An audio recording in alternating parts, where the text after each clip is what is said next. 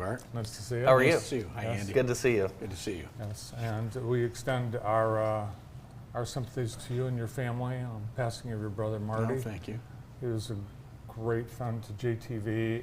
I think he was very much loved throughout this community, and he'll be greatly missed.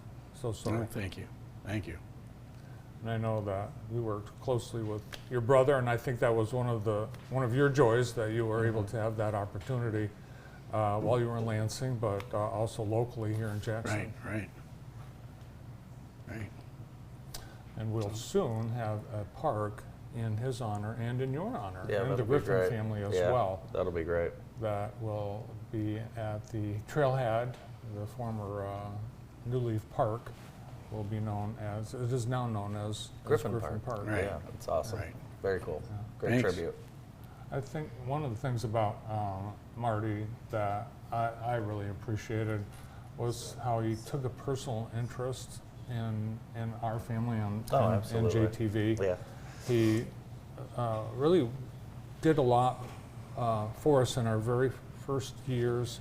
There was a person at Comcast who he had a relationship with, working relationship, who he was able to do some lobbying and a lot of work on our behalf in order for JTV to exist. So big Comcast couldn't quash you, right? That's right. That's right. I mean, That's right. Early I know on, how things go. That's right. That's right. early on, he was an advocate for us, Yeah. and when people said this is never going to go, it won't happen, Comcast won't allow it, he worked Right. to help us. Yeah, and he didn't have to, and that's, family of service, right? Right. Yeah, definitely a family of service. Well, the township, you guys have a lot going on this summer. You have nice roads, it turns out. Yeah, the Well, roads are we nice. do. In 2017, we passed a millage to rebuild all the local streets. Jim Dunn was supervisor at the time. He asked me if I would run the campaign. It passed with 72% support, 2.83 mills, which is pretty hefty for Summit Township. We operate on about 1.7 mills, operational mills.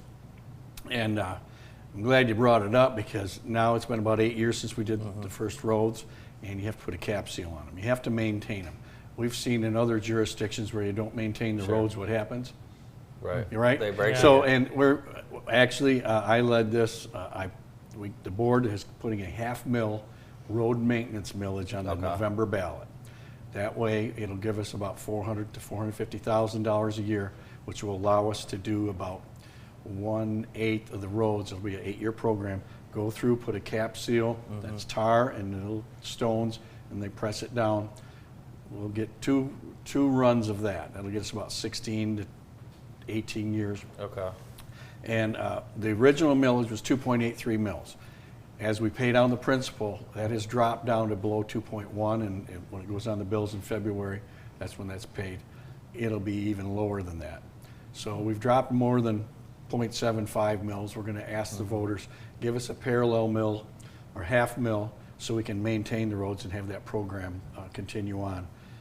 We're hopeful it'll pass. If it doesn't, that's $400,000 we got to take out of the general fund, and we don't have it. Well, let's maintain our roads, right? There's a thought.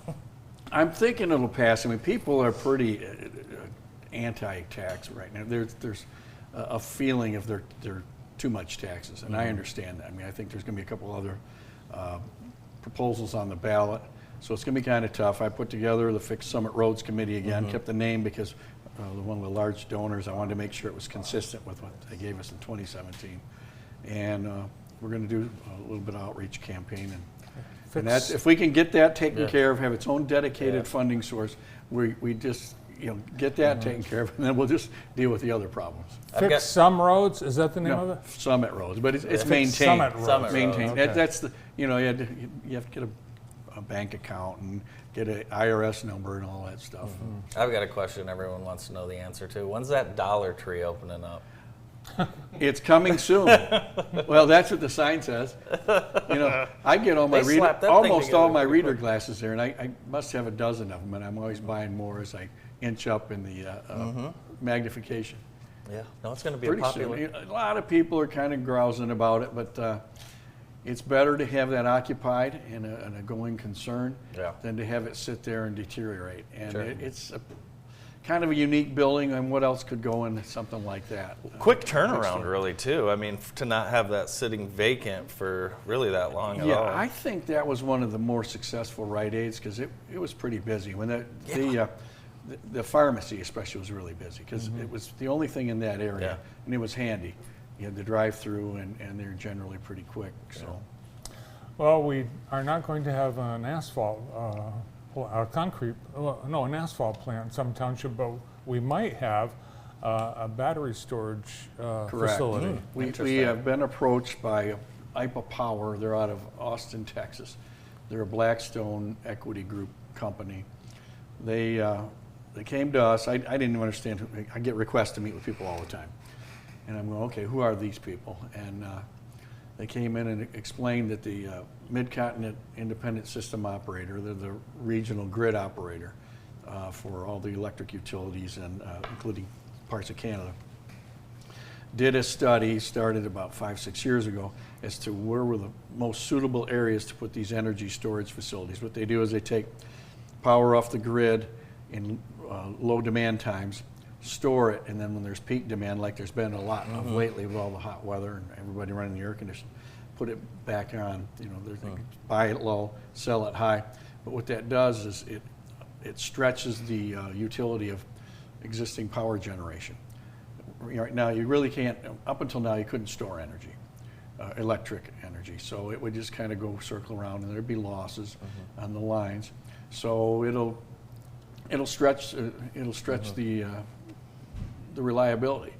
And the site in Michigan that was the #1 site as far as suitability because it's a big spot, 80 acres. Yeah, I was going to ask, what's the size of the space? 80 acres. It's if you head west on the Falling Waters Trail off of Weatherwax, you go out about 2 miles to the north of that. You know, on your right is the property. Oh, wow. And it's right adjacent to a Consumers Energy substation.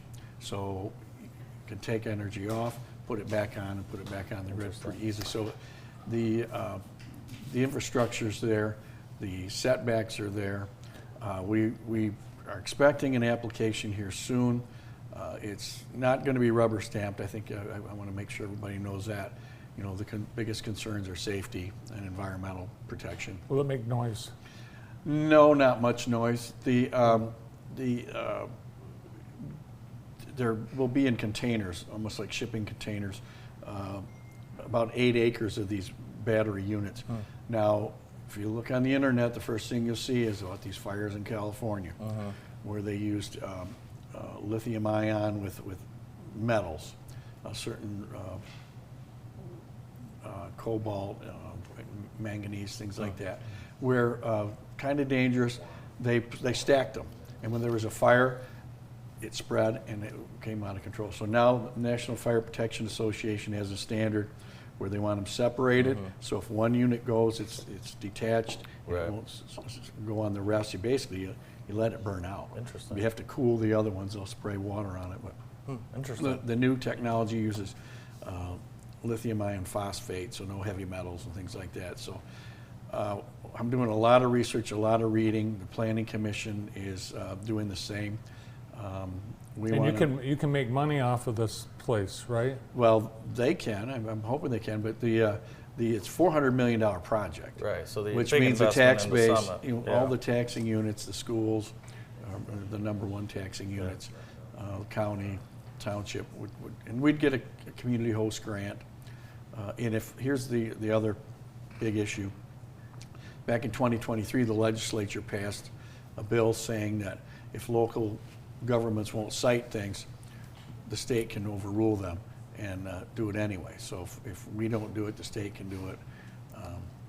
So it's going to be a very extensive review, and I hope it works out. If everything the promise works out, because we could use a little bit of boost in the coffers. Yeah.